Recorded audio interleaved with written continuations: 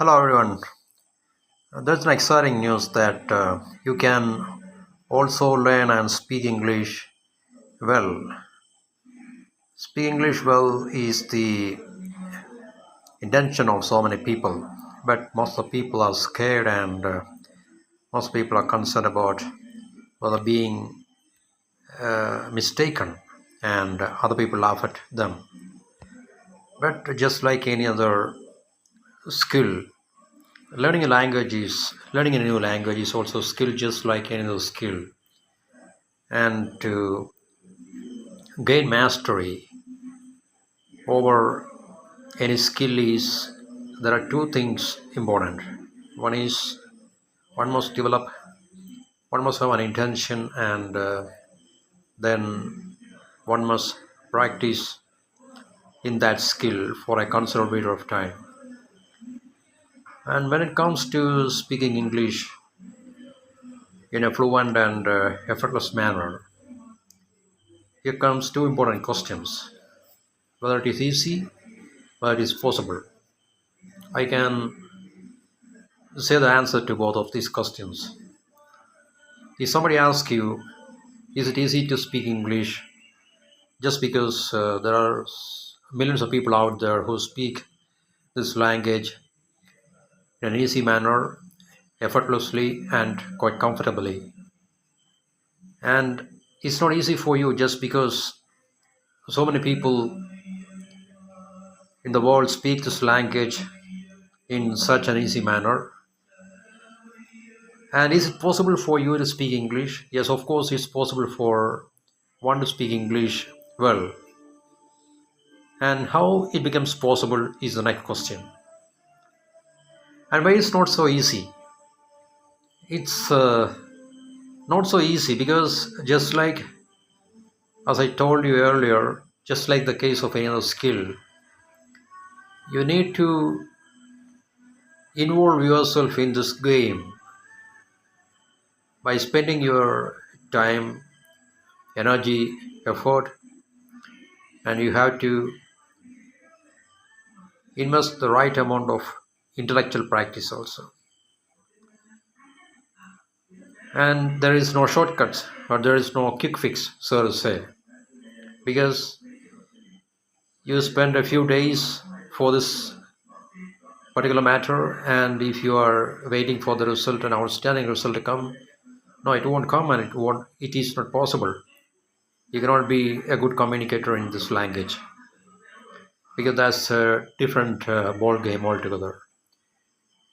And if it is possible, if you ask me if it is possible, yes, of course it's possible because so many people speak this language with much ease in an effortless manner, and they are quite comfortable in communicating with other people in this language, even though those people do not belong to a place where their English is not their mother tongue or English is not their native language.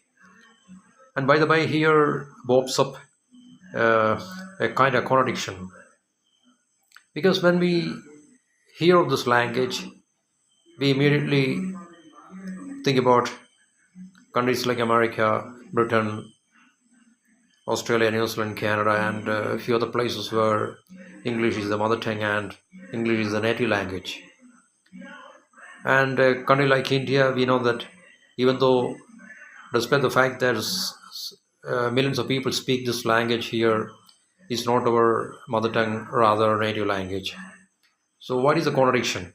So, contradiction is that when you take the case of America or a place like that, there are a lot of people who speak English just because it's the mother tongue and just because it's the native language, and moreover people are educated to some kind of reasonable extent, and therefore that enables them or that gives them the capacity to speak this language or express this language with much comfort and ease because it's a native language. Moreover, they are educated. But the contradiction is that still there are a lot of people who do not even know the basics of this language, like the grammar, and they don't have that much vocabulary power or word power with them. And we feel quite strange hearing about such people, because we still know that it's a place where we are under the illusion that all the people in America or all the people in Britain are capable enough to speak good English. But it's the case. But it's not so. They are not able to speak English well. There are a lot of people who are not able to speak this language in a good manner.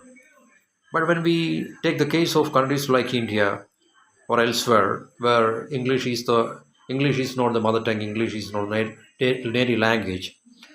Here, millions of people who speak English perfectly well, in the sense that they have strong base in grammar. They know the do's and the don'ts as far as the rules and regulations of this language is concerned. And there are a lot of people with the good word power and vocabulary power. So that is what is meant by contradiction. So this contradiction is there in the world. So you don't be under an illusion that when a person is coming from America, or when a person is coming from, or when a person is, you know, a native of America or United Kingdom or elsewhere where English is the native language or mother tongue, he or she would be able to speak this language, or he or she would be able to express this language in a much better way than us Indians. It's not right, because there is no truth in that. Contradiction is there, and at the same time, there are a lot of people who are hailing from India can speak better English, good English. They can express this language in a wonderful manner and in an extraordinary manner. We know the case of Mr. Shashi Tharoor from India, how extraordinarily he speaks English, and there are a lot of other people also. Not only he, but there are hundreds of people who can speak this language in a much better way than an American or a British person. And yeah, I already talked to you in terms of the two questions we face, whether it is easy and whether it is possible. It's not so easy, but it's possible if you put your time, effort, energy, and invest the right kind of time, and have, if you have the patience, along coupled with the right amount of practice regularly, because practice is what is making you capable enough to express this language in a much better way than any other thing. And then we can look into the next step, what we shall do if we want to improve this language. Just like improving any other skill, you have to know the basics. So here in this case, the basic is the grammar. As I told you earlier, that is the grammar is said to be the skeleton of any language. That is the do's and do nots. The rules and regulations are included there, because you must know what you can do with this language, what you're going to do with this language. Then only you will be able to express this language in a good way, rather than you are expressing it in a wrong manner. Because if you know the grammar, you can speak this language well. If you do not know this language, you may give others the feeling that you are speaking English, but others may take you wrongly, because you are not speaking good English, because you don't know the grammar. So that is the basic rules and regulations, the do's and the don'ts. Then comes, so that's the skeleton of any language. Grammar is the skeleton of any language. That's the bone. So upon which the flesh is added. So what is the flesh? Flesh is the words or the vocabulary. So you need to satisfy two conditions. You need to know the basic grammar. Basic grammar, the basic grammar means grammar is basic. So the ins and outs of grammar must be understood well, and that is the skeleton.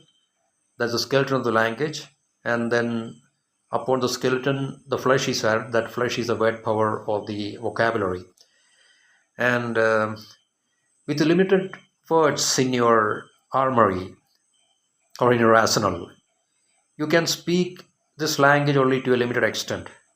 But if you know a wide variety of words, and you have command over a wide a range of vocabulary, you can very fluently use this language, that's for sure, in no uncertain terms, because you have a strong command, because you have a strong word power, a strong vocabulary power.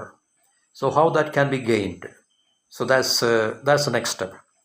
So there is only one way, or there is only one solution, or there is only one recipe for that.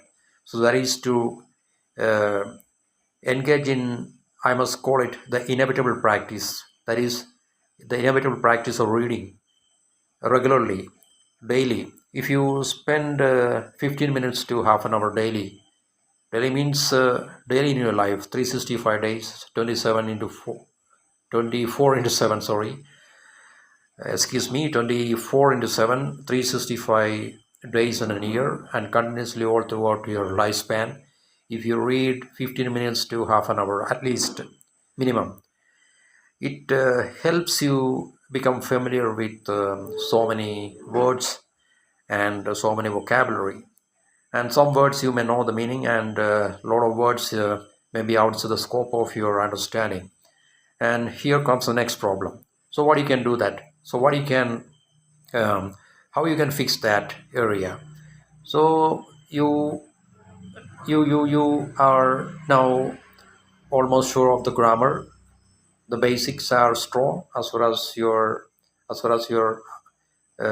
approach to this language is concerned, and then you are adding more words to your um, stock in trade, and you started reading things, different kinds of materials, or materials of your um, preference. You can read anything that is that is based on this language. It is not necessary that you should read this thing or you should not read that thing. Anything based on this language can be read by you. That's according to you. That's your cup of tea. That's your preference. But you should read regularly. At least 15 minutes to half an hour daily must be devoted for the sole purpose of this inevitable practice called reading. So reading must be made a regular habit in your life. Then that helps you to get familiar with so many words and so many vocabulary. And as I said earlier, certain vocabularies may be known to you, and a lot of words vocabulary may be uh, new to you because you are not familiar with such words. So here comes the importance of depending on a very good English dictionary. So you can make my suggestion is that rather than if you are not able to read any material or literature or stuff like that, even if you can depend on a very good English dictionary, and if you go through the pages, if you browse through the pages of that dictionary, that would be a huge advantage for you in terms of not only it makes you familiar with so many words and vocabulary, but uh, we can come to know about so many things about this language. uh, a large number of idioms and various other usages of this language can be familiar to you. So even though if you are not able to depend on any kind of material based on this language for your reading purpose, and if you spend daily half an hour, 45 minutes, half an hour to 45 minutes on the pages of a very good dictionary, that would be of a huge advantage, and that would be very helpful for you. And if you keep this practice for a continuous 6 months, and you can see the difference it makes in your life.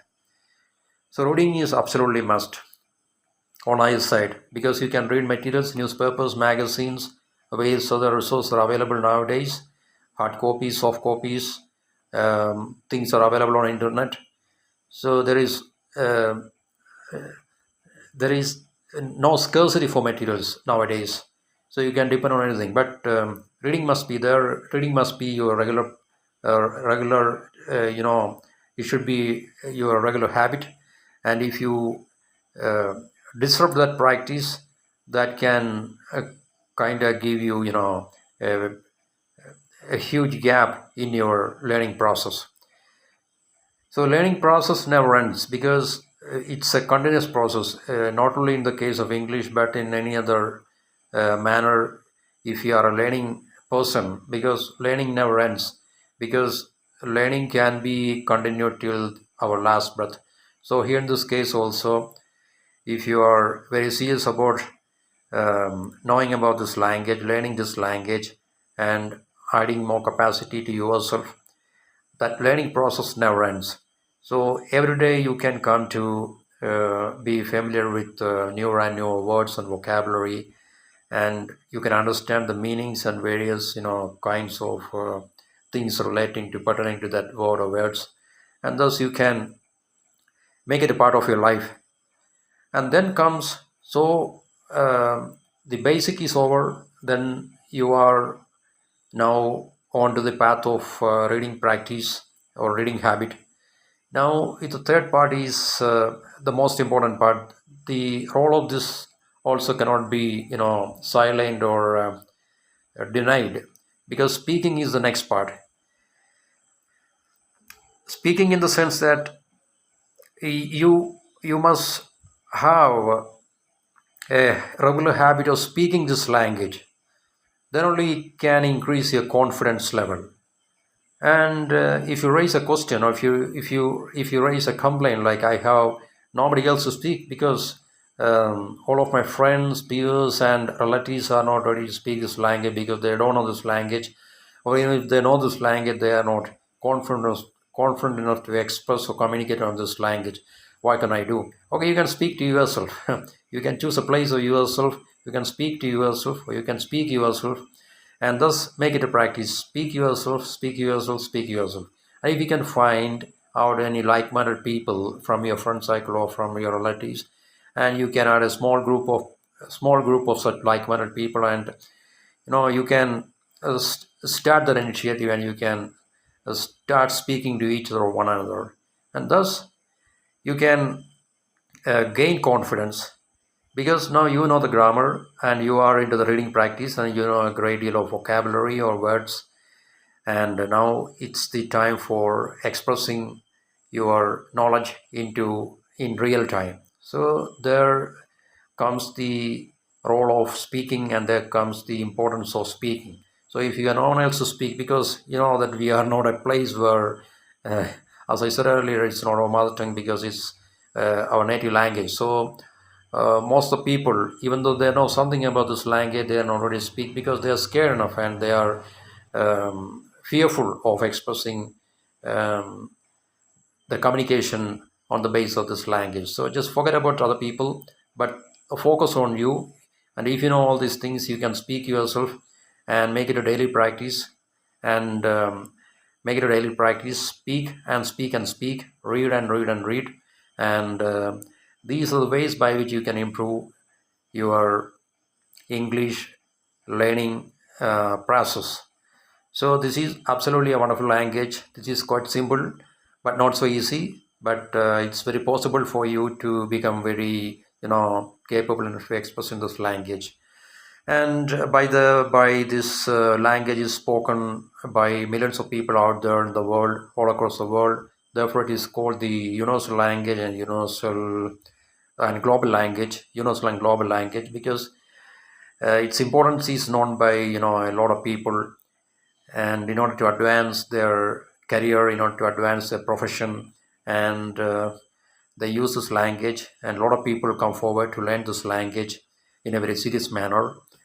And it's used not only for the mere purpose of communication, but it's widely used in the professional and professional world, in the business world, all across the world. Therefore, it is called a global or universal language. So its importance is that much. So you can start your journey. So start small. First, you start knowing the basic, that is the grammar, and along with that, you can start reading things based on this language, and then you can, once you are confident enough of these two, you can start speaking yourself, and you can also start writing, and you can get the help of a good English dictionary, and you can daily spend half an hour to 45 minutes on the pages of this dictionary, along with reading some other stuff based on this language. So these are the ways simply you can um, you know start improving your language capacity, and start making your journey towards a much better communicator in this language. Happy learning and have a wonderful day. Thank you for watching, listening.